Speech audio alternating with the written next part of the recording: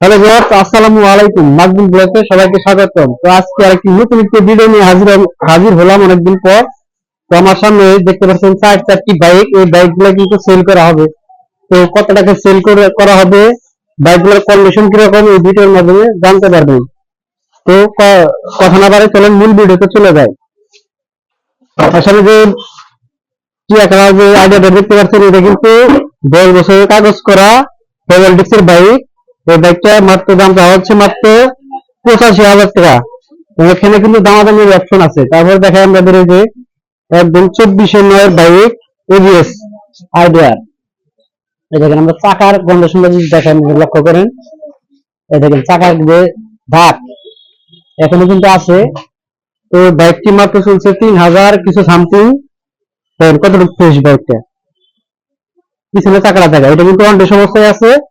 আপনার যে কোনো জেলায় থেকে নাম নিজের নামে করে দিতে পারবো।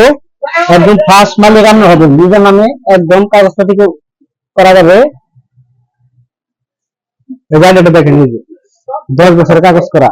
পিছনে চাকাটা দেখেন, এই চাকার কন্ডিশনটা দেখেন, একদম ফ্রেশ বাইক। এখানে কিন্তু দামাদামি অপশন আছে।